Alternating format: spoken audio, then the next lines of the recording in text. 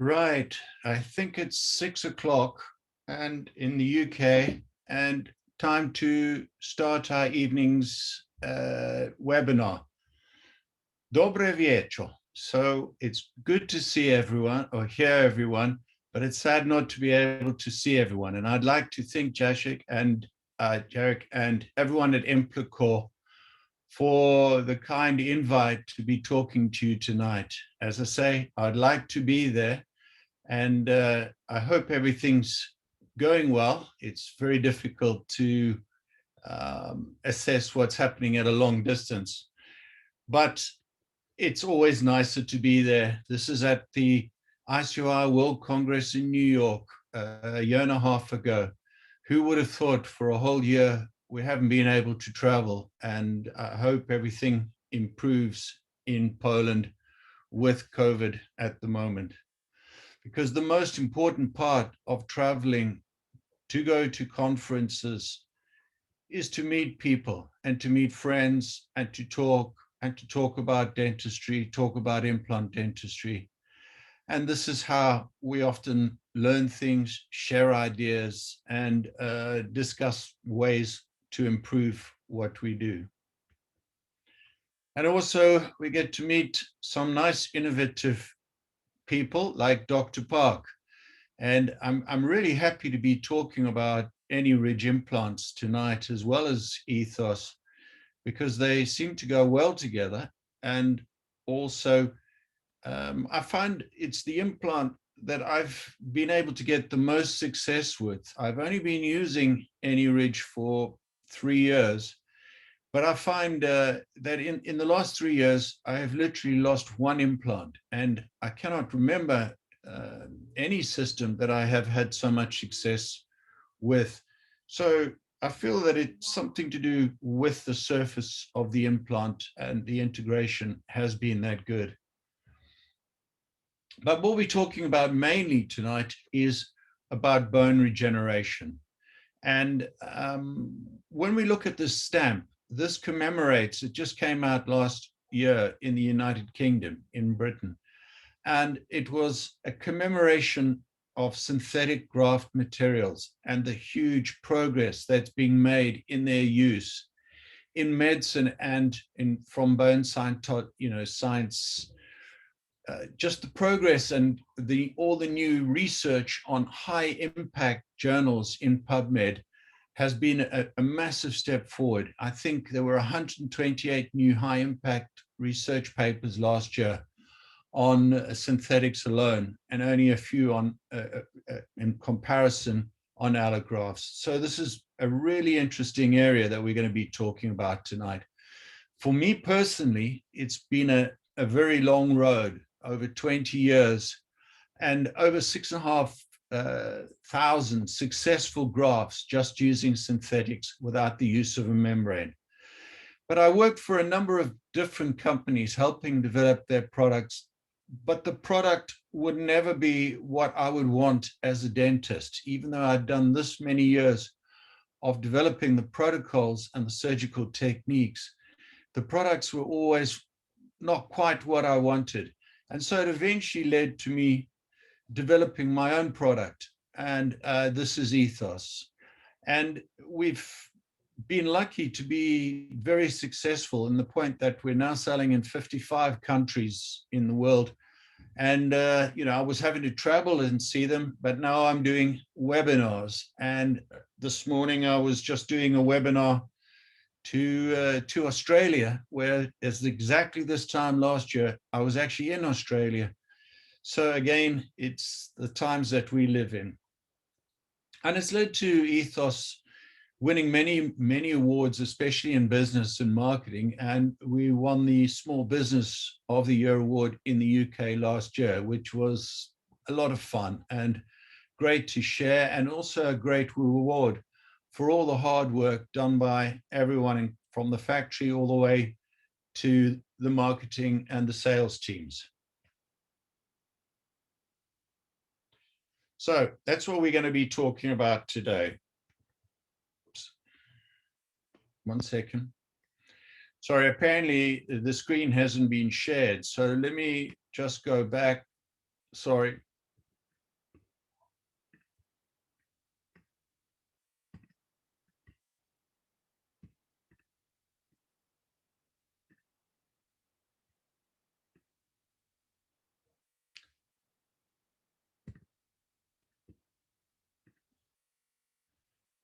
Right. Sorry if we start again, and everything should be better now. Yep. Sorry about that. I didn't realize. I thought my screen was being shared by. But anyway, dobre wieczór, and let's start again. And it's a great honor to be talking to Poland again. And as you know, we can't travel, so sadly, I'm not being able to come over and see you. But it's the next best thing we can do. I just did a webinar this morning with Australia. And so it's nice to be doing one this evening to Poland, one of my favorite places to travel to. And it's traveling that we miss. And as you can see, this was the ICI World Congress on the main platform in New York a year and a half ago. And yeah, I miss this because it's actually meeting people that's important. And I love going to Poland, having a drink, meeting people, talking about different ideas and different concepts. And this is one of the most important people with Megagen and AnyRidge. And I'm glad to be talking about showing a lot of AnyRidge tonight, because I find it's a very good implant. And it's an implant I would use regardless. I have to pay for them all. I don't get free implants. And it's a system that I actually really like, mainly because of many little aspects, but mainly the integration of the implant seems to work very well with Ethos. And you will see through the evening how it's, it's helped me just push the boundaries a little further. But the main reason for the talk tonight, the webinar, obviously is bone regeneration. And what I'm going to look at is things in a slightly different way. So I'm looking at more in the way of medicine. And this is where the real progress has been made in bone regeneration in medicine, is with synthetic graft materials. There's been incredible amount of work and research. And if you look in high impact journals, not just the dental journals, it's good to look in the medical journals. You can see where this research is going. For me personally, it's been a long road, over 20 years, over 6,500 grafts. And, I worked for other companies, and I've lectured for, and I've done scientific research for other companies, but we never got the exact result that I wanted personally for my own clinical usage in the ways that I like to actually to do this. So I decided to develop my own, which was Ethos, and fortunately it's been very successful, and we've done very well, and we're now selling in 55 different countries around the world, and we won the Small Business of the Year award in 2019. So It's been a lot of progress and it's been a lot of fun. Here I am in Dubai doing another lecture. And here we like to look at the success of any grafting material, whether it be a xenograft or whatever, is really lies in the basics of good surgery and understanding bone biology. It's important that we understand what we're doing, why we're doing it to get the results. We don't just do something because someone else is doing it. You have to understand, I feel, the reasons why you're doing it and what we're trying to achieve. And this talk this evening will be in that, trying to take it in the direction of more our medical colleagues. You know, I occasionally hear, oh, the material did not make bone. No, the material doesn't. No materials make bone. The host mechanism, the host biology and physiology is what makes the bone. So it's important we understand that and how to optimize the materials we are using to get the best outcomes. I haven't used a membrane in 20 years, in the last 6,500, because I truly believe that we were born with the best membrane possible, and that's the periosteum. And in this research, which we did in Athens, you can see that by using a membrane, you reduce the new blood vessels in this new bone by up to 50%. So there's 50% less blood vessels in the new bone. And we all understand that blood is really important for healing and regeneration. So why are we trying to reduce the number of vessels rather than increase them? And I'll explain this later on, how ethos actually increases the new number of vessels in the site, not merely just retains, but massively increases by creating space and neurovascular ingrowth.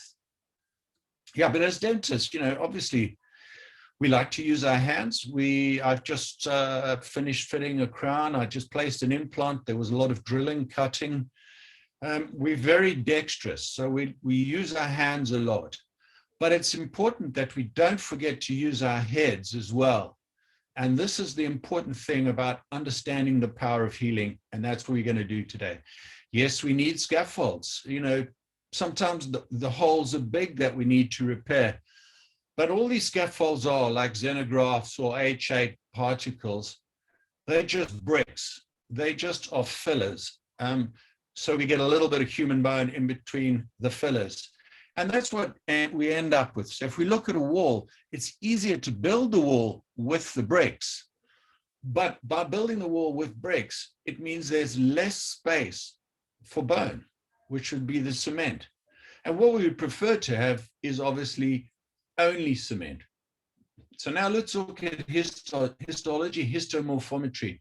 The important thing as scientists is to always only look at histomorphology and histology to understand. You can't look at a CBCT or look at a site or a bony ridge and say, this is a good quality ridge. Look at the quality of the bone. I often hear lecturers saying, well, how can you look at the quality of the bone without actually looking at histologically? We are scientists as well as dentists. So we've got to understand that this is the only true way of measuring bone quality, is by taking core samples. And when we look at this is now a study using ethos here with new bone. That's an ethos particle being broken down into new bone. It'll all turn over eventually. We know that beta TCP is fully bioabsorbed, whereas this is a comparative study using the same histologist and the same team at Freiburg University, but here a xenograft is used. And you can see the bovine bone, or these big particles, and this is the new bone in between. So when we look at it on histomorphometry, it becomes apparent. This study was done, the cores were taken at 6 months, and yet that is the small amount of host bone. So it's like the cement in the wall and all the bricks in between. Whereas when we're using these fully bioabsorbed synthetics, like ethos, at 10 weeks, we already have 50% new host bone and as little as 8 to 12% residual graft material. And here you can see a particle of graft being trapped in the bone. So this is the idea of that eventually you will just have the patient's own bone. And, we don't have to worry about the situation where they say, oh, but you need foreign material to keep the profile. You don't. As long as it's in function, you will keep the profile. So when we look at the study here by Homlei Wang, Homlei Chang of Michigan University, residual particles such as a xenograft led to 23% less bone in the site, whereas alloplasts, and this is a generalization, these new alloplasts lead to a formation of a lot more bone, led to 22% increase in bone. And this is one of the biggest systematic reviews in dentistry on JOMI on grafting and grafting materials. So it is quite clear. Why do I like to place the implant early and load early? Well, we look at the research of Sasaki, and it shows that when we place the implant, it increases bone metabolism. And as that tails off, by loading earlier, we get a secondary spike of increase in bone metabolism and increase in bone growth. So let's talk about ethos. And ethos is a mixture of beta-TCP and calcium sulfate. Now, the reason why there's only 35% calcium sulfate is calcium sulfate bioabsorbs too fast. You can't have any more than that. And I've tried many different mixtures and levels of calcium sulfate as to beta-TCP or calcium phosphates over the years, working for a number of different companies and obviously setting up ethos. And I found that this was the optimum mixture of these two materials. We know beta-TCP and we know calcium sulfate. Both these materials have been around since the 1890s when they were first used. And but there has been massive improvements in beta-TCP and its performance over the years. But when it's mixed with calcium sulfate, it has a number of improvements. It makes it more biocompatible. It makes the whole graft stable so that we can dispense with the use of a membrane. Has bacteriostatic properties. It seems to improve the soft tissue healing. This is something you'll notice straight away when you're using it, that you can take your sutures out at 3-4 days if you want to have good soft tissue healing. And it also improves the quality of the soft tissue. We're not sure as to why, but it seems to do that. And it bioabsorbs at 3 to 4 weeks. So this is not a good thing if you haven't got another material in it, because it'll bioabsorb before you have any new bone formation. But because we have the stable graft with beta-TCP, this creates a space for further neovascular ingrowth, angiogenesis. And this is why we get this improved blood supply into the healing site, and also provides nutrients for mineralization. We've done a lot of, we've published a lot on it. All of this is available on the Ethos website. It's in a number of languages, French, German, Greek, nothing in Polish as yet, as far as I know, but we will get around to doing that sometime. And here are all the papers as well that you can read and also look on in PubMed. The interesting factor about these materials as well, all calcium phosphates have a varying ability to be osteoinductive. And this is my good friend Rick Meyer, and this is his latest research. And I sort of slightly disagree with him on the intrinsic osteoinduction he talks about, but it's an interesting area. And he just sent me that email before I went to the ICOI. And yes, in orthopedics, it's a given factor that these materials are osteoinductive. We seem to be a little bit behind in dentistry, and now Rick's published 2 papers with Danny Busa trying to explain this in the dentistry world as well. Because if we just want a good picture, good x-ray, yes, it's nice to have HA like a xenograft because it's white. We can't tell what's human bone or what's animal bone. We just see a white picture. So we think, oh, great, look at all the bone. But when we take a core sample, do we understand how little human bone there is there? And that's the interesting thing. Whereas if we use materials that fully bioabsorb, we get a truer picture. And this is more important for us when we're taking x-rays long-term as well, that we can actually see what we x-ray is the host bone. So we can evaluate the success of the case long-term. It's really important to have this host bone up against the surface of the implant. Here's just another core sample. And again, you can see how the particles are resorbing, whereas the particles here of bovine bone will essentially stay there forever. And this can have an impact on our outcomes by having residual graft material not turning over to host bone. So I prefer to have a full turnover to host bone where I'm using implant. This is what we like to see. So it's like the wall, but now we're making it all out of cement, like bone. Yes, we're going to have to learn techniques how to stop it slipping. And when we make a building completely out of cement, we then need ways and techniques. We need reinforcing. We need ideas. And so this is what we're going to talk about today, because this is the aim. The aim is to have only host bone and return the patient back to their health. And as I said, the only way to assess this is to use histomorphology and look at the quality of bone by looking at histology and histomorphometry to see how much bone. When we see a number of slides, the radiopaqueness will be higher than the adjacent bone. And we feel that this is because the connective tissue component appears to be less in these grafted sites. So we like to help the host regenerate the hard tissue, and then it does the soft tissue for us. So I've done no soft tissue grafting here. I've published on PubMed in the highest level of journal on soft tissue surgery, yet I very rarely need to do. I do a handful, maybe 10 soft tissue surgeries a year. So here you can see the defect there was before. There is the grafting with the ethos.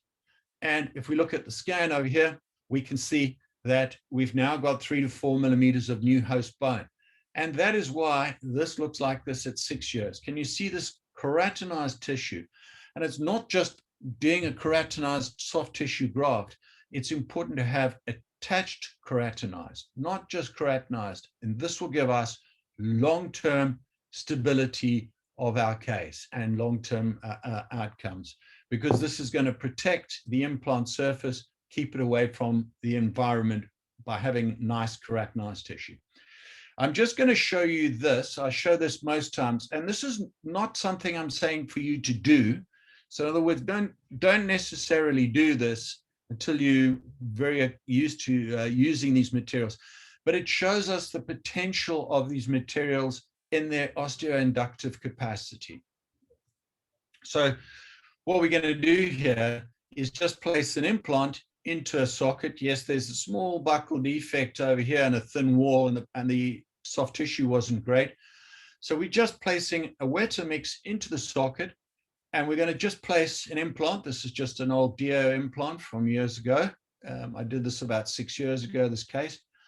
And again, we're going to get no primary stability and no bone to implant. Never overgraft. Can you see? I haven't overgrafted, no bone to implant, no primary. And here it is in 10 weeks' time. We can see we've got a nice new thicker buccal plate. Can you see it's turning over to host bone already at 10 weeks? I could show you even new buccal plates at 6 weeks, but I don't want to push the material. So we needed a round burr to find it. And then we take an Ostel, 77 at 11 weeks. And that's probably a higher reading for that implant than if I placed it in adjacent bone. And you can see by doing this preservative regenerative approach, you can see how we keep this nice keratinized attached tissue. So as I say, no bone to implant contact, 10 weeks turning over to bone, 12 weeks loaded. And here it is loaded at 1.5 years and scanned at 2 years. So here it is x-rayed at 2 years loaded. This is the scan of it 2 years loaded. And you can see we've got nice high quality bone right to where we wanted. And 3 years loaded 4 years. And here it is now loaded 5 years. She was in the other day, but I didn't get to see her. Now, when we see this slightly more dense, no, there's no residual graft material. As I said, there's a slightly lower connective tissue component, and it seems to have this effect on the X-ray, just slightly more radiopaque. So this is by the Any Ridge distributor in Sweden, Ludwig Hansen, and you can see he's taken it to the extreme. You can see this has definitely got no primary and definitely got no bone to implant contact. It is literally swimming in that pool of ethos. And here it is 12 weeks later. You can see now the site is covered in bone, and he needed a round burr to access the implant and placed it. He's just loaded the case now, and so I'm sure we'll get a loaded photograph. But he had a very good, very high Ostel reading as well. And here's me doing one with the same, using a Any Ridge implant. And you can see there's a big defect in here that I degranulated that side, put some ethos in, pushed the implant in. You can see over here how we use the cover screwdriver. So in other words, we put the cover screw on first, then merely push the implant into it. I then cover over with the drier mix of ethos and suture closed. There it is there on X-rays. You can see this big infected area, big defect here. Yeah, you know, I probably could have used a 10 millimeters. So this is the wet mix of ethos into the site, push the implant in, and here putting a drier mix over the top. And here it is at 10 weeks. This is 8 weeks, I think, and this is 10 weeks. Now you can see how it's turning over and turning over to host bone. This is just, I think 5 days later, you can see it's healing and healing nicely. Sorry that. And here at 10 weeks, I now raise the flap, and you can see we've got nice new host bone regenerating over the implant. We need a round burr to access it. There the implant is underneath the new host regenerated bone.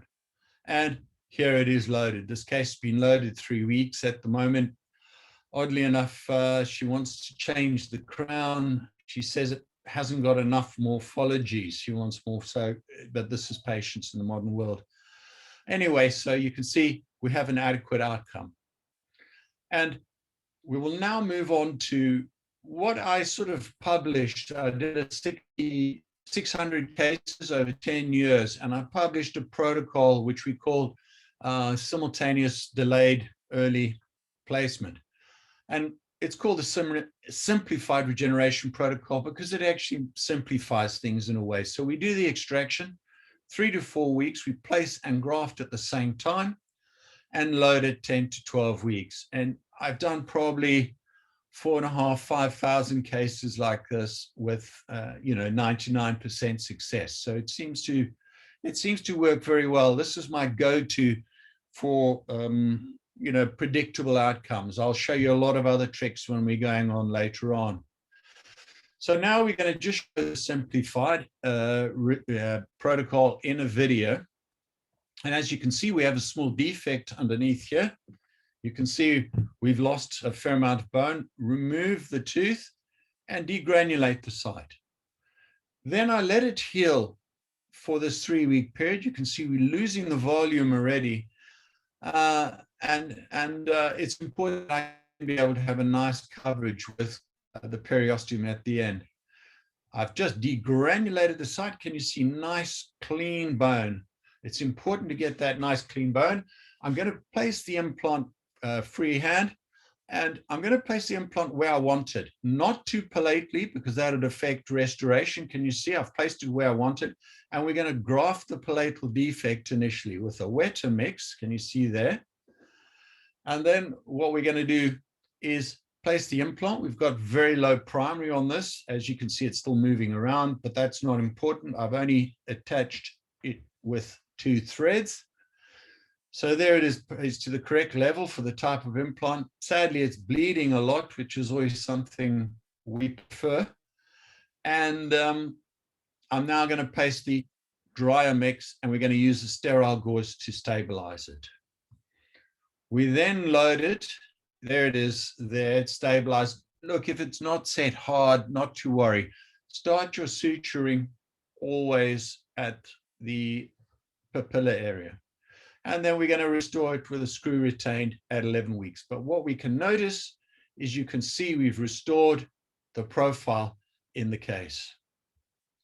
So when we look at it on a scan, you can see that's the defect before, palatal and buccal defect. And here it is at 6 months. When we go through it, this is the small defect before. And you can see there it is all the way through to the palate at that point. Here it is at 6 months. And you can see now we've restored the profile. And here it is at 2 years scanned. The case is now loaded 5 years and successful. So we can, when we look at it at 2 years, you can see by placing the implant where we want it, not too palatally, it's still got too much of a profile, but at least it's less than it would have been if I put the implant here. And you can see now it's all turned over to host bone. So what we notice in the long run, here's another just a pushing case. Yes, I could have used a bigger implant, is how the cases improve with time and how we achieve a vertical growth. Because this is now loaded 6 months, you can see, and this is loaded 2 years. And you can see what's happening is the bone has literally grown vertically and sealed over the implant. This is probably due more to the good platform switch on this implant type. And when we look at other cases, you can see the same thing occurring. Root fracture here, place and graft. This is getting ready to graft at 10 weeks. As you can see, we now need to clear bone over the top of the implant with a round burr. This is loaded 6 months and 4 years. You can see how the cases continue to improve despite the research that we had from many years ago.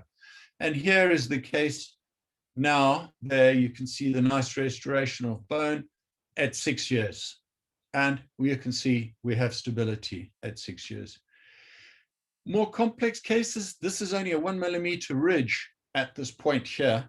So it's really important that we place the implant in the right place. Because it's only 1 millimeter and a cortical plate, I've had to start more from the palatal side. Can you see I've placed the implant from the palate, grafted the palatal side, then grafted the buccal. And here she is at 10 weeks. She came over from New York and she wanted her teeth for a party in 10 weeks, 11 weeks. So I've given her temporary teeth already by then. And, she was then happy. She didn't want to have any big surgery done, but you can see the improvement on the soft tissue. One lesson here is you won't get scarring generally on the keratinized tissue, but be careful in high smile lines like this. Can you see these scars? This is mucosal tissue and this can scar. Anyway, here it is 2 years later and it seems stable and she's happy with the outcome. So doing one wall cases, yes, we can do these as well. There's many options. You can do a block, you can do a cage. I'll show you cages in a minute, titanium cages. But here we're just going to place the implant on the buccal surface. I don't particularly drill holes in the surface.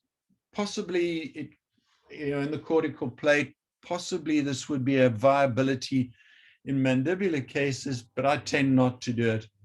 Graft over, here it is at 10 weeks. We've now got bony coverage around the implant, 80 on Ostel. There it is loaded 1 year. And when we look at a scan, we know at 1 year that all the graft material has bioabsorbed. There's over 200 or 300 high impact papers saying that highly porous beta TCP will fully bioabsorb over a period of time. And that depends on the patient physiology.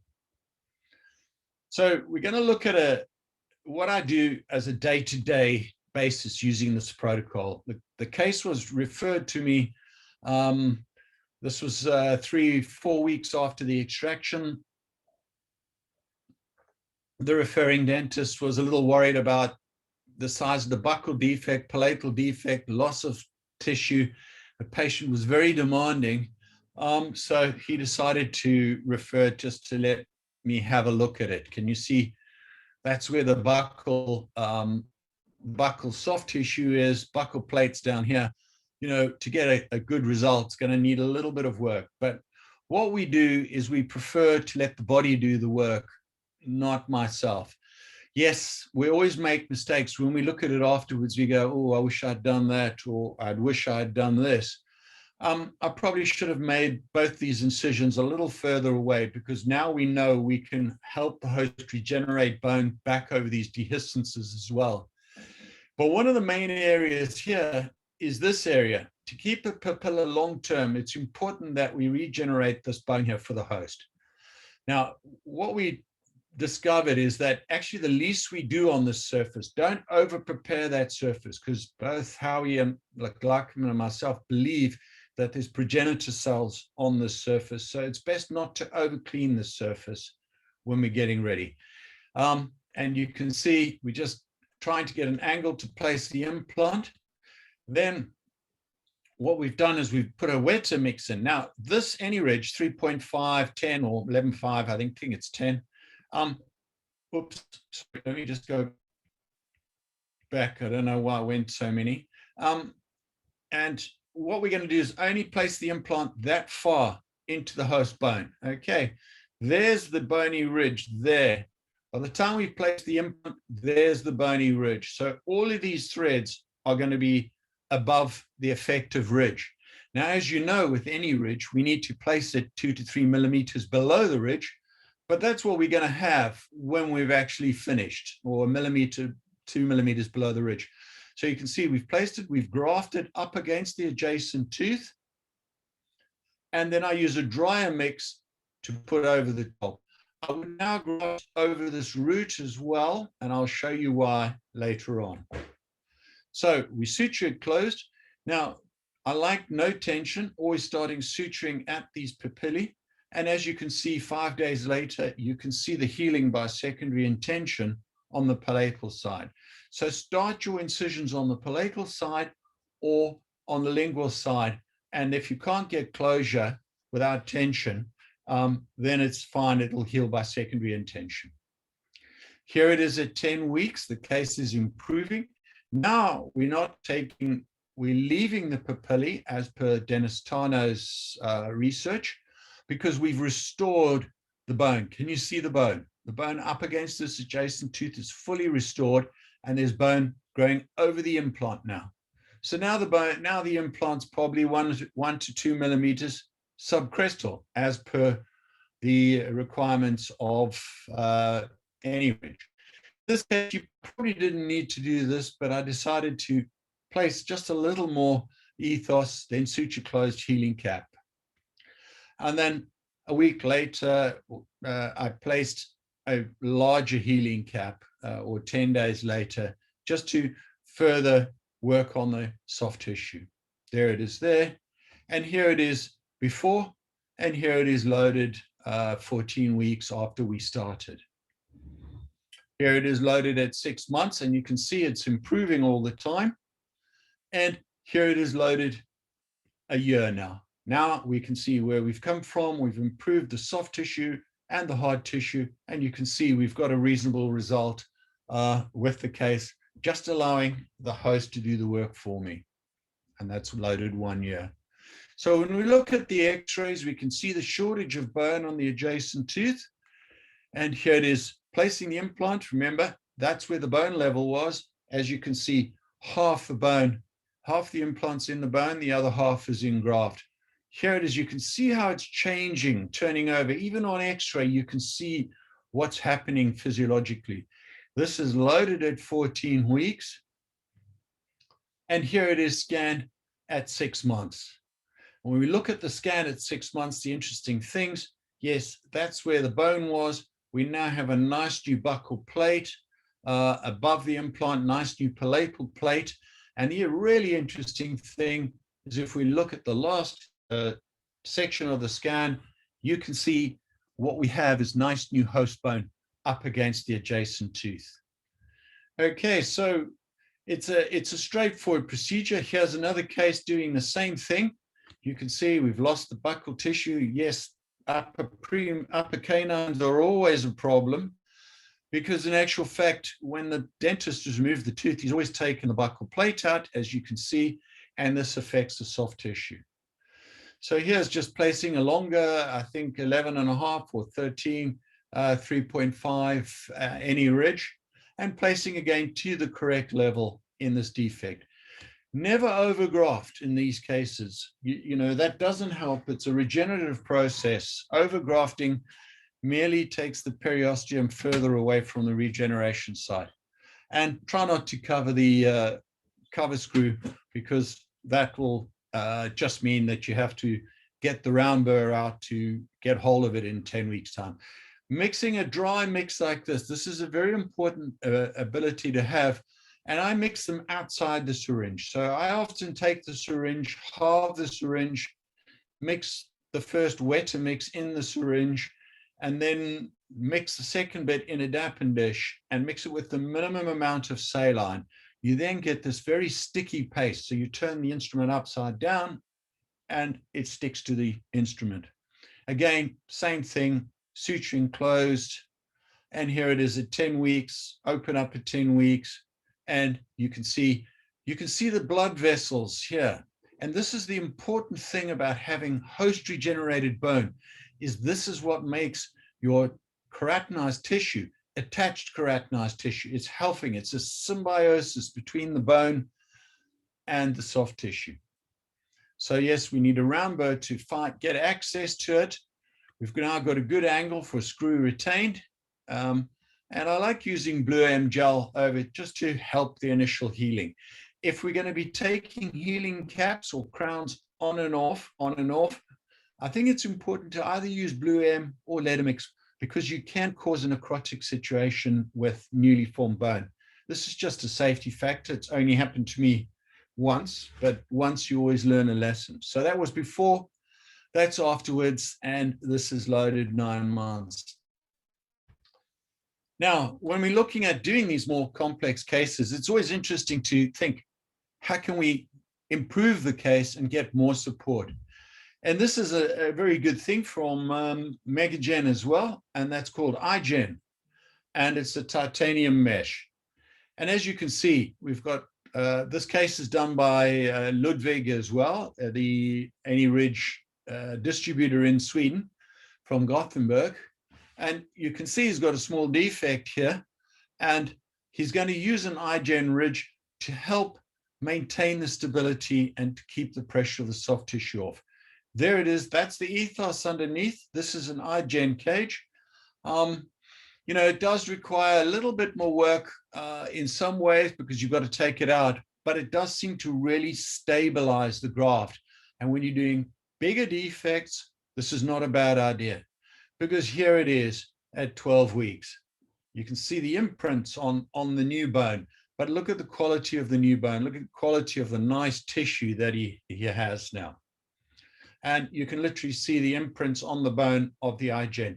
And it's because it's just given that bit more stability, the bone looks really a lot more nice and solid in there. So this is a good idea. This is a case done by William Yu of the UK. And you can see he's obviously got a thin plate. You can see it's breaking through. This is Any Ridge narrows, and you can see the plate is being expanded here, but again, it's very narrow. And he just used an iGen cage on this and grafted.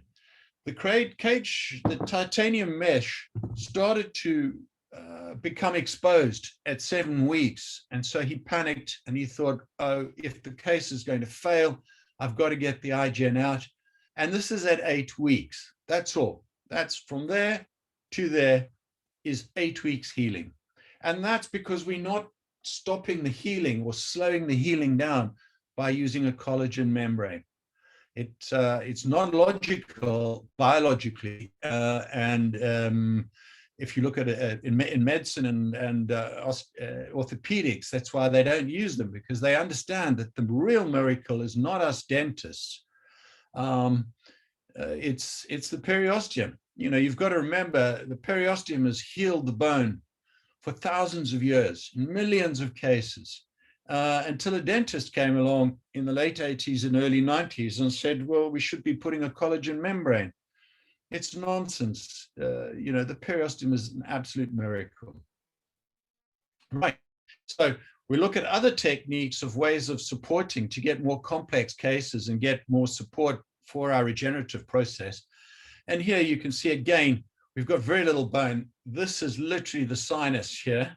I know, it's one of those extensive sinuses, pneumatized sinuses, and that's the bone level. And you can see that there's not a lot of bone to work with, because when we look at the ridge, you can see it's a knife bridge as well. So I tried to use Versabers, Densabers here, but I couldn't really because of the cortical nature of the bone. It was very hard to use the denser on this.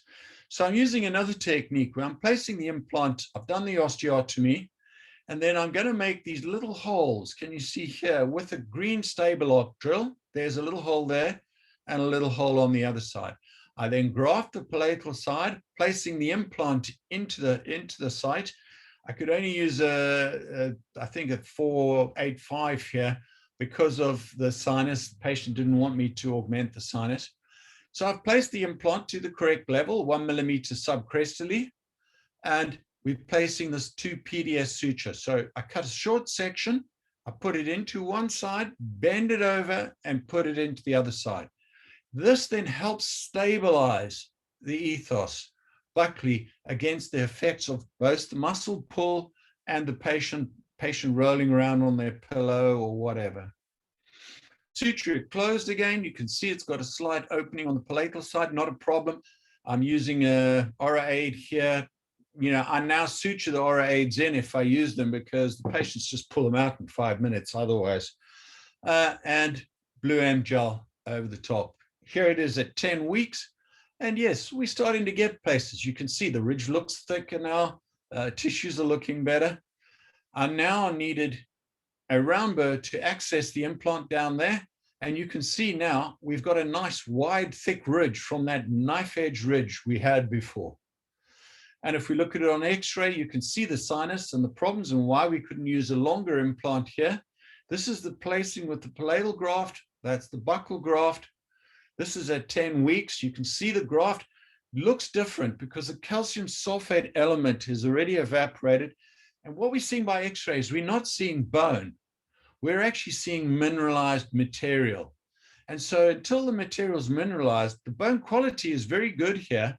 It's just it needs to mineralize more, and that'll help with time.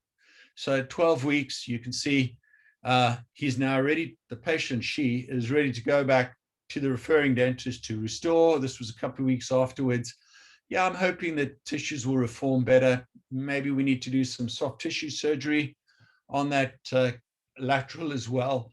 But the outcome is fine. She's got a tooth. It looks okay from a very difficult situation. And she's had no pain. 95% of my patients do not take a painkiller the next day. I haven't had to go to her chin or ramus to take a graft. I haven't had to do hero big surgery. And I haven't had to use any foreign material. So she's happy with the result. This is another way of doing it. You have a crossover technique. And, that just makes it a little bit more stable.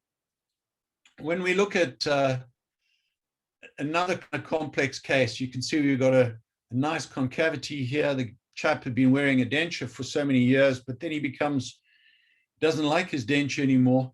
And you can see we've done the osteotomy and we've placed it in the optimal position for restoration. And I'm just doing the same. You can see we've got a small buccal defect, and I'm using the suture again. Just place into one hole, into the other hole, and then graft over. You can see now I've wizened up. I've grafted here onto this fenestration, right? It's important to do that because that will regenerate new bone over those fenestrations. And here it is 5 days later. You can see it's already improving. You can see this healing by secondary intention. Yeah, I have messed this area up here with the papillae, and it was worsened by him insisting on wearing this denture that he had because he was then doing whitening. And it all went a little astray. But here it is at 10 weeks later. You can see this is nice, new, solid bone overgrowing over the implant, and we've got an early bone, but we've now got a nice new buccal plate and improvement on the bone on the adjacent tooth. Here is just with a healing cap. And yeah, this papilla here is going to be our real challenge, because it has been destroyed by him now going to whiten. You can see how much whitening his teeth are, but he was putting whitening trays in all the time and pushing this papilla down. So when we restored it, I've had to use cement retain, but we've got a nice stock abutment, but placing a zirconia core over the top. And here it is at fit. Again, he's obsessed now by whitening, but what we can see is that we've got an improved outcome. This is the problem here, and I'll show you that it is improving. So we've taken it from there. Yep, he's whitening his teeth like crazy, to here. And we haven't used a block, we haven't used a cage, we've done nothing complicated. We've just optimized the body's healing. You know, I often sort of say, the less we actually do, the better the result. We're only surgeons. We can't do anything better than nature can do. And so the more we let nature work, the better the result. So here it is now loaded, and you know, it's improving. When we look at it now after 3-4 months, he's coming in again in a few more months, and you can see this papilla is improving. Is it disappointing? Yes, it's disappointing. I'd like to have a papilla like that. Will I get it? No, I'll probably get it back to this level. How do we know? Well, when we look at the x-rays, if you look at this distance from the zenith of the bone to the contact point, it's 3.16. Under Tarnow's principle, it should improve the soft tissue. But we always, as with everything in dentistry, we become dependent on our patients' oral hygiene, our patients looking after their teeth. So here's just doing another way, doing immediates. Everyone wants to do more and more immediate and immediate loads. So we've just removed the tooth. We're creating an osteotomy. This is using a coaxial implant. And as you can see down there, I'm making it slightly more plately. And then we're going to graft, and we graft in the site and replacing the implant. And as you can see, the coaxial, I just got it to the right place. So that allows us to have screw retained. And as you can see, we've got ethos into the site. And, you know, there's the profile already. It's not collapsed because we've just taken the tooth out. I've used the cervico system here, and these are peak abutments to make an optimal emergence profile for the tooth. Here it is. You see, we've got this nice buccal profile out, which is nice to be able to make on, and then just made it into a temporary tooth. There it is there. Here it is a week or two later, and you can see we've got nice stability and nice healing. And here it is 10 weeks later, and we're getting ready to restore. So you can see we've got a reasonable emergence profile. Yes, it's bleeding because there was probably some hemidesmosomal attachment to the temporary, but what we have is we've kept the profile. Again, I'd like to have redone this, but the patient didn't want to redo the root filling and everything again. So as you can see, nice tissues, and we're now restoring it, and there it is restored. Yes, there's a little bit of graying here because of the root. We've lost the buck, you know, the root showing through the very dead root. But again, we can't tackle everything in life. There's limitations about what you want. Here's just doing a friend of mine, Vasam Vagalma, doing full arches, immediate restorations. You can see pulled out. You can see here, you can see the defects and where the sockets for the roots were. All he's done is grafted. Here it is, the same case 3 years later. And the benefits really is what we're seeing long-term is this improved keratinized tissue and this improved bony. Bony morphology underneath. If you look at it, there it is before, that's it 3 years later. And this ability for the host to continue to regenerate further bone in function, I think is one of the great benefits of using these next generation materials.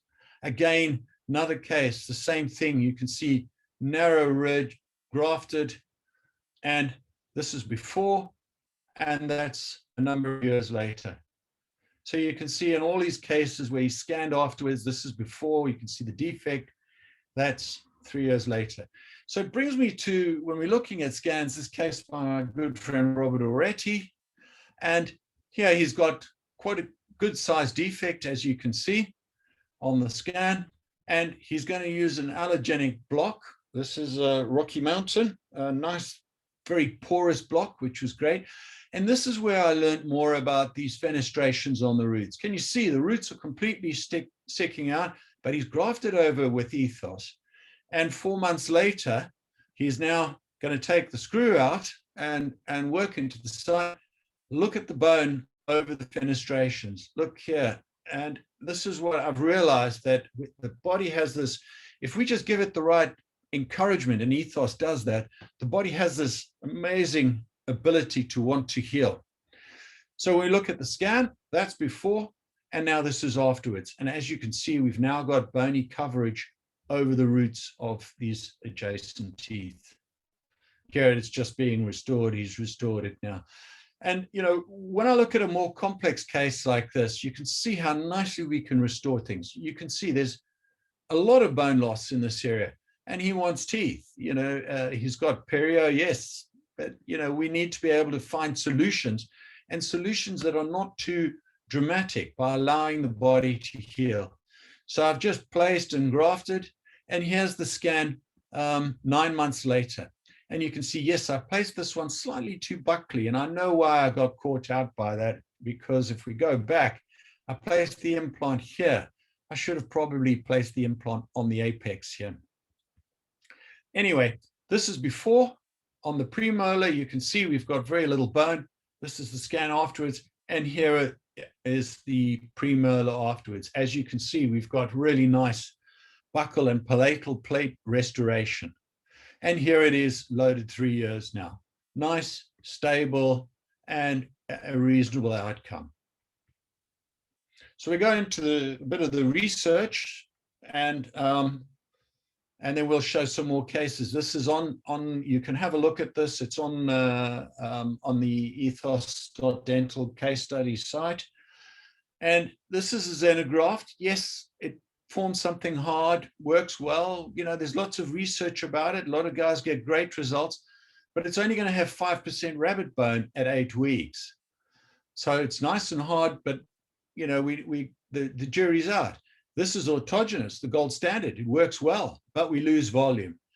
So the good thing about using ethos, it seems to be a kind of a combination in between, where we're actually getting good profile, good volume, also, but high content of host rabbit bone. Okay, we're getting over 50% new rabbit bone. When we look at it under using micro CT, you can see this is the xenograft site. Yes, we're getting some osteoconduction, so bone growing from the outside in, but generally nothing else much, but it's working. It's going to heal the site. When we're using ethos, the interesting thing with these next generation synthetics is, as we're getting deeper in, can you see the center here is new host bone? Look at all of that. And we see that when we're looking at this on the same rabbit, same level with a xenograft. That's it. With ethos, what we're noticing is this high quality bone is more prevalent in the center. And this is due to the osteoinductive nature of these materials, the osteoinductive potential. Here's the ethos at 5 weeks. We're getting a lot more host bone. Xenograft at 5 weeks, yes, we've got little patches of host bone, but it doesn't have this osteoinductive potential. And we've published this in a number of papers, and you can go back. This is one done in 2014 using an orthopedic material that I used to use initially. This is just a preliminary study, which we're working on the final study, again, placing materials into muscle tissue on a rabbit while it's hopping around. And only with ethos did we get osteoid formation at 10 weeks in the rabbit. You can see that's the muscle tissue. So we understand, look, there's 300 papers in PubMed stating that the calcium phosphates have osteoinductive potential. So it's a no-brainer as far as science goes. Host factors, yes, we've always got to watch out for things like, you know, vitamin D, cholesterol. These things can all affect implants and the long-term stability, but also certain drugs, omeprazole, SSRIs. It's important to have your implant surface clean, and I like that about any ridge. So when we're looking at a nice molar tooth, you can see the dentist left the root. I tell them leave the root. We can take it out as we're doing the osteotomy, place the implant to the correct level. You can see there, that's a few millimeters subcrestally. Grafted, not overgrafting. There's the flap from 3 weeks healing. There it is at 10 weeks. And here it is. So we've taken the case from there to there in 10 weeks. And that's because we've allowed the body to do the healing for us. This is an important factor. And we get high ISQ. Here it is loaded. And if we look at the X-ray, that's before. That's at loading. Somehow I haven't got the 7-year loaded on here. Sorry, I've got a 7-year loaded on it, and it looks exactly the same, if not better. So if we have a collapsed case like this, all we need to do is place the implant to a few millimeters subcrestally. We can get the host to regenerate this, and it helps. There it is, not overgrafted. I'm not raising a full flap, but you can see there's bone over the implant when we place the cover screw. Loaded 2 and 3 years. And here you can see that's the level of, that's at loading at 10 weeks. And that's 3 years loaded. You can see we've got nice stable site. Yes, we can grow vertically. We were talking about that today. I grow vertically on nearly all of my cases in the maxilla. But on the mandible, you can as well. You just develop the abilities on how to utilize flaps and how to do your suturing. Here's the case before. That's the level of the bone. Here, you can see we've placed a shorter implant. I think it's 7 or an 8.5. And we've placed ethos over the top. Here, we've needed a round burr to access it, place the healing cap. And here it is. You can see now it's turned over to host bone. You can see how it's changed from a material to bone. And this is 2 years later loaded. And as you can see, we've got nice, keratinized, nice, stable situation. Can we grow vertically on the mandible? Yes, this is again Ulrich, Ludwig Hansen's case. You can see very poor, no keratinized tissue on the buccal. This is where the extraction was, placed into the extraction socket with ethos. You can see he's placed these implants 2 millimeters subcrestally. They're not now, but they will be in the future. He overgrafted here, but at 10 weeks, there's the new bone. Can you see the implants are now covered? Look at the soft tissue, blood vessels attached, nice, thick keratinized tissue, implants now millimeter subcrestally. And look at that. Look at the soft tissue, the keratinized tissue, and the healed site. So the hard tissue went from there to there in 10 weeks, which is nice. Soft tissue went from there to there. And again, no soft tissue grafting was done. This is the host helping the site repair itself. Again, often I do that. I place these implants and I place this implant, and someone said to me, "You've placed that any ridge way too deep." And I said, well, I didn't, because here's the defect to start off with. There is the site. And as you can see, nicely cleaned, nicely degranulated. And here's me placing the implant into the wet mix. Here's the osteotomy. Can you see, this implant, I was being accused by regular any ridge that I'd placed it at 6 millimeters, way too deep, but I haven't. There's threads showing, So this is the interesting thing. That's where the bone was down there. When you look at it on X-ray, it looks too deep. But there again, this is 10 weeks later. Now taking it out, you can see nice new bone healed over the site. Round burr to access the implant. Doing a pickup impression, always like to use blue M on the healing site. And here is restoring it, restored a year later. And now you can see, or 2 years later, I can't see you can see, this is why I was being criticized that the implant was too deep, but it wasn't when I started. So, this is the whole thing we have to actually look at the case, and maybe I should be placing longer implants, because there it is now loaded a number of years. So using cervico system is another new way that we help improve our cases. And you can see in this particular case, this was taken out 3 weeks ago. And I'm just going to use the cervico system. So raise a flap, clean the site. Can you see? I'm going to place the implant into the trifurcation. Nice buccal cleaning. There it is there. Place the implant 3 millimeters, 2 millimeters, 3 millimeters subcrestally. Yes, you can see the threads, but we're not going to in a while. And I'm just going to use the cervico again to make a preformed temporary abutment. So you can see all of this is going to be filled by new bone and the soft tissue. Yes, there's a little palatal defect. So I graft the palatal defect first where the palatal root was.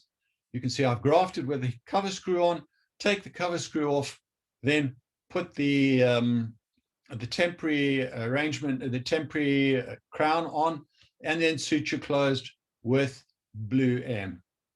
Here it is a week later, taking out the sutures, and you can see this healing of by secondary intention of these interproximal papillae.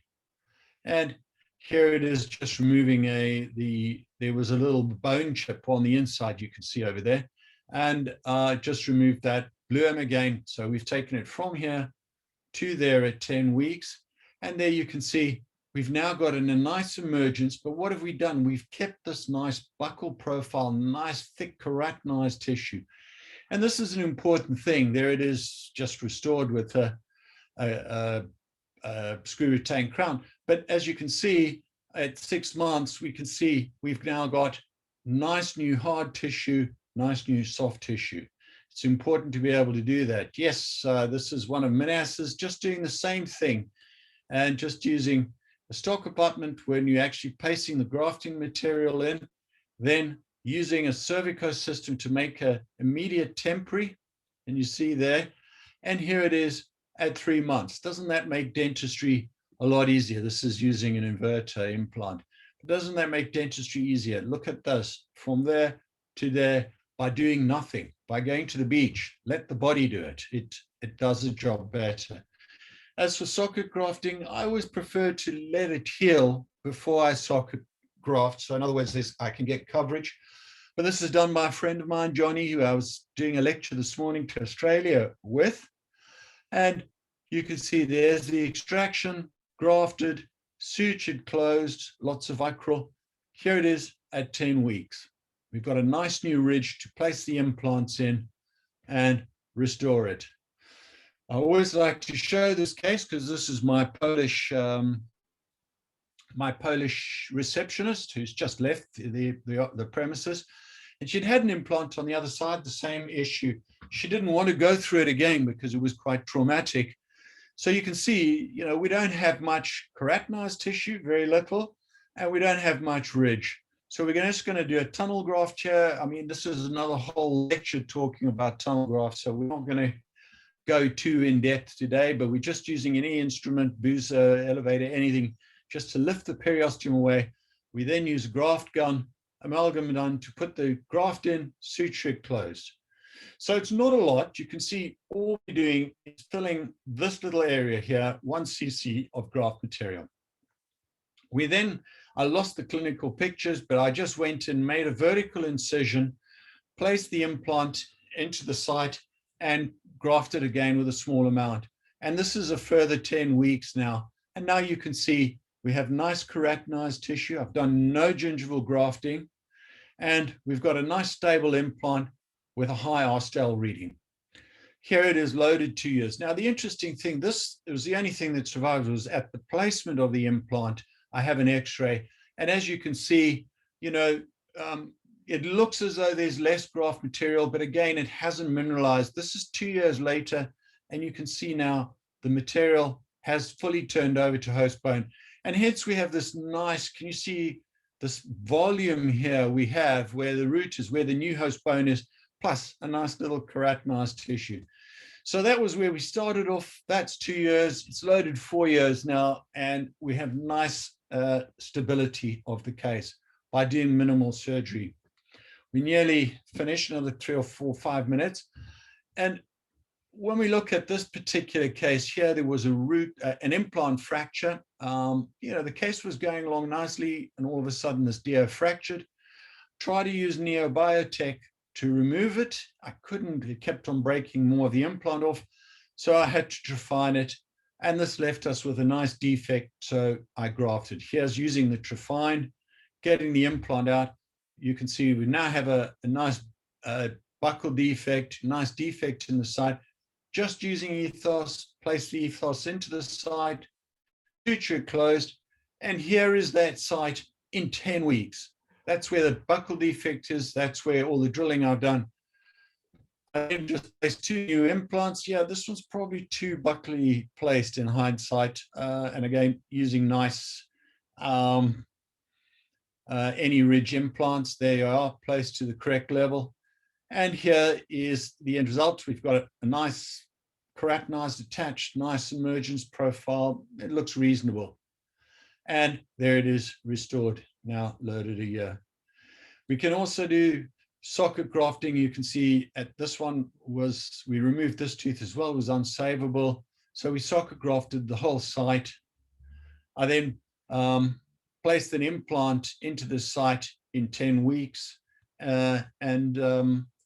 You can see it's restored. And here it is, another 10 weeks later. You can see bone has grown over the whole implant, and we've then restored it, and it's adequate. Sinuses, oh, sorry, I realized I'm just running a little. I'll just briefly cover sinuses. In this particular case, I was doing a lateral window and hit this artery, and it bled a lot. So I just socket grafted this side, allowed me to place an implant in 10 weeks, and then load. I've now done the sinus, but you can see it allowed, this is 6 months later or 9 months later, and it gave me a nice implant to cantilever off.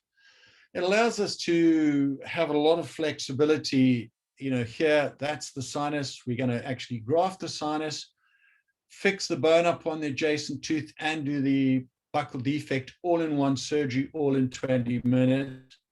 And you can see here it is 9 months loaded. Somehow I dropped the clinical pictures out by mistake. And that's 4 years loaded. So it just gives us the flexibility to do many jobs at one go. What we also like to do is raise the vertical platform in the posterior mandible. I do this on all my cases. So when I'm grafting, I don't put the implant all the way in. You can see this is graft material, leave it out a few millimeters. And here it is 2 years later. You can see nice host bone, no graft material, and we've had vertical improvement. So we're going to have a nicer crown, not a very long crown. And we do that all the time. Just a socket graft and sinus case, you can see, yes, when I actually went through, there was only 1 millimeter here. So I decided just to socket graft the case because I'd perforated, just touching it with a pilot burr into the sinus. And here it is 10 weeks later. Can you see? This allows us to actually have high quality bone and improve the soft tissue in 10 weeks from a site that was devastated by those 2 periodontally involved teeth. It then allows me to choose the option between DASC or Versa. This is with Ziv Mazur in doing a lecture at his practice in Tel Aviv. And it allows me to use Versa, reversing, pushing more ethos into the site, place the implant to the correct level, a little bit more graft on the surface, and then loading at a further 10 weeks. There it is there, before and after. And here it is now loaded 2 years. And again, because of materials, you can see the new cortical plates, you can see the bone loading, the striations, the function, how it works. And the good thing at 2 years, what we have is we have nice keratinized tissue. Just doing exactly the same thing on a dentist friend of mine's wife, or ex-wife now, so it was important I got this right. There's the defect after the extraction, socket graft, here's in 10 weeks, placing the implant with Versa. That's the nice new bone. There it is, placing the implant with Versa. There you can see using an any ridge now. And here it is loading 10 weeks later and loaded a year later. And you can see again, we've kept nice tissue stability. We can also do lateral windows. And, I like using DASC still. And you can see in this particular case, nice, be able to look, in 13 years of using DASC in lateral windows, I think I've perforated 4 cases maximum that have torn. So I can use it very consistently and easily. We then graft through the osteotomy, placing an any-ridge implant into the site. You can see it then pushes the graft material out the window as I'm screwing it in. Again, we look at all our cases and we can see the mistakes we made. I should have polished this horrible amalgam before. It would probably had a detriment if I could have improved the bone on the adjacent tooth as well. Again, this nice dry mix with minimal of saline. So here it is before. You see this, I should have polished this filling off like that before. 2.5 millimeters residual, place and graft. Here it is at 10 weeks. Nice new, look at that new bone formation in here. And this is taking a pickup to restore. There it is, restored with a screw retained. So we've taken it from here to here. This is 3 months loaded, I think. And you can see the nice new solid plate. You can see the nice new host bone that's regenerated. And this can be taken to extremes when we look at these oroantral communications here, in this case, and a fully infected sinus. Raise a flap. Using DASC, you can see there's a soft tissue connection. Here's another oroantral. And as I was lifting it, the lining pus was coming out of the top surface. So there was a lot of information. I did as much as I could, grafted. There's the lateral window. This is the oroantral, and grafted it. Here it is 8 weeks later. Only 8 weeks. We then take out that root tip left behind, and we've placed an implant. We've now got 10 millimeters of new host bone. You can see taken at the same section. It's improving. This, he won't let me take another scan. I'd like to take a 4-year scan because it's been loaded 4 years now. But he is aware of x-rays. So we can take this to extremes with a bigger defect here. You can see a big cyst. Removal of the cyst, cleaning the site is really important. 7 cc's of ethos were used in the site. It was pretty massive. Minas did this in Athens. Take it out just to do the histology, just to make sure that we haven't got anything more dangerous in the site. And here it is 18 months later. So that size of a cyst, and it's regenerated there, and looking at the scan 18 months later. We're looking at in sections. You can see this was the cyst before, 18 months later, and we've got a nice new buccal plate formed and a nice new stable site. This allows us to use these, where they're being used in zygomatics is this area. This is the critical area. If you don't have bone here and keratinized tissue here, this is where things can go wrong with zygomatics. And when things go wrong, removal of a zygomatic is a major ordeal. So this is where we're actually working on, is improving the site, not necessarily worrying about this site because it's a polished implant. And you can see again here, another zygomatic, again, using ethos, and you can see we've got nice keratinized, attached keratinized tissue. This will provide long-term success and long-term stability for these. And so it's led to many of the bigger, more restorative deformity teams. Now this is at St. George's in North London. They use it with all the time, sometimes with cortica cancellus, as you can see in this particular case, or just with ethos itself. And they've been getting great results using it in most of their cases. So I'd like to give special thanks to all the dentists around the globe who've let me show their skilled work. And it all allows us to have a proper discussion about the benefits of true bone regeneration. Regeneration done by the periosteum. It's not a trick or anything. It's just optimizing host response.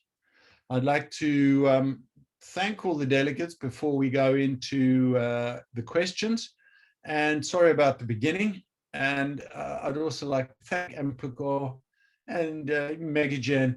And yes, that's my my personal email address. This is the website for Ethos, and come and join us on Facebook Case Studies. Thank you very much, and thank you all at Implicore.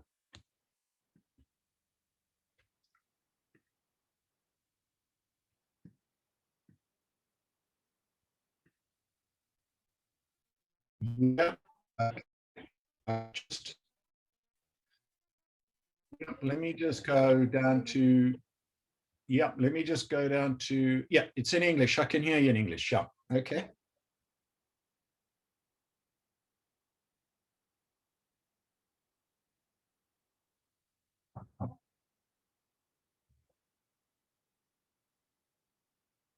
Yes. Yes, I should have, not sure how I didn't show one, but I have so many.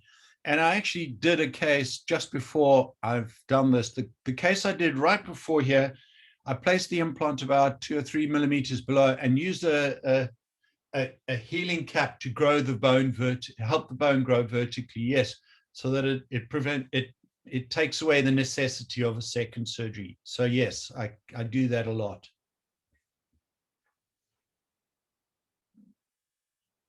And the good thing is AnyRidge is bringing customized molar healing caps out now, which you screw in. I'm not sure, they're not bringing them to England, but they have them in Sweden. So I'm going to get some of them, and then I'll show those next time how to use them.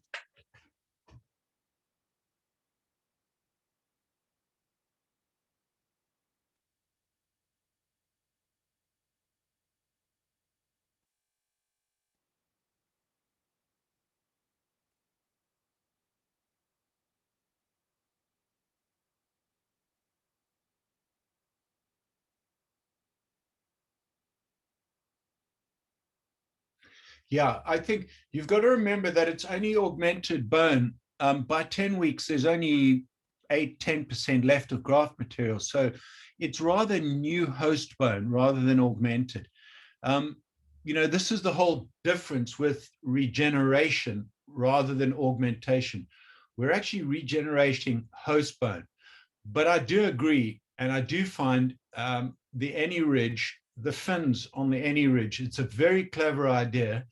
It allows us to use shorter implants, but to get a much bigger surface. And I've really, since I've switched to AnyRidge, I've been having unbelievable success in very extreme cases. So yes, I agree. It's a very good implant for these kind of procedures.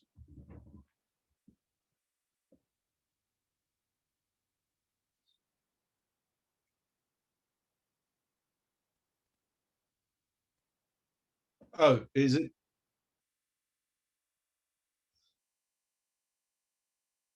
Oh, whereabouts on Q&A? Okay, let me just go. Oh, can you tell the question?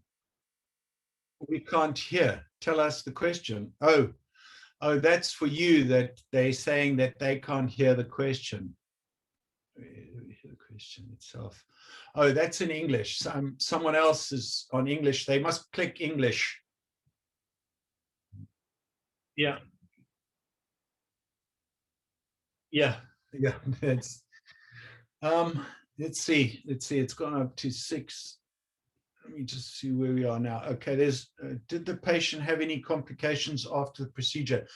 No, this is one of the big benefits of these materials, is even when you have surgery that's not ideal, and you have something open or something is not closed, the suturing breaks open, the healing is just occurs by secondary. So the complication rate is incredibly low. Doing 2 to 3 cases a day, I probably have a handful of complications a year. And because the materials are biocompatible, it means there's no giant cell, foreign body giant cell reaction. And therefore, there's a lot less pain and less of a reaction from the host to you putting material into the body. And these are important things because 95% of my patients, 95% of my patients do not take a painkiller the next day, not even one. So I think biocompatibility is a very important factor.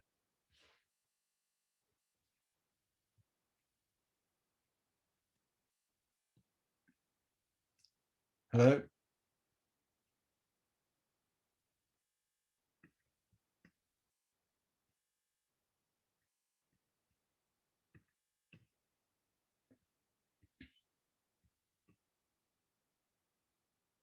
Okay. Yes, no, thanks. It's often people need to think about it for a while. So if anyone wants to write in questions, they can write them to Implacor, or you can email me direct. I can always translate. I have 3 Polish ladies working for me here, so it's no problem for anyone. You can tell anyone if they want to send, they can send their question in Polish, and I can get it translated here and answer them back in Polish. So it's no problem. They can use my personal email. Okay, which is peterdent66@aol.com.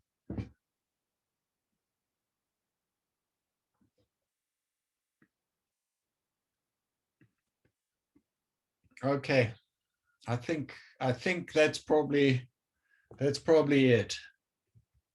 So thank you, everyone. Let's just go back to Anna. Is Anna there? Yes, I'm here. Hi, Anna. Sorry. As I explained, I think that for delegates, they can actually write to me in Polish, and the girls here will translate. And I can write back to people in Polish. So, that's fine, because often questions come later on, after someone has thought about things for a while. Okay.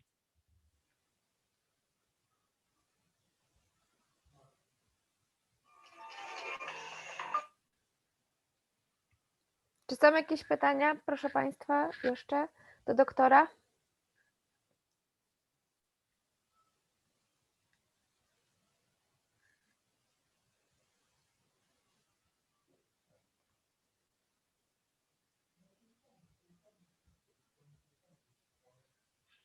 How was everything on translation? It was all right, not too fast. Oh, everything was perfect. Sorry. The translation was perfect. Yeah. I suddenly realized I was going faster near the end. I suddenly realized I had more. I put some more in. So anyway, I think it was fine. So I let people. Some more questions have just come in, I think. Yeah. No. Okay. Just saying thank you. Yes. Thank you. Thank you, everyone. And hopefully I'll be able to come to Poland sometime to come have some vodka and have a late night drinking vodka with everyone. Thank you very much. Bye bye then.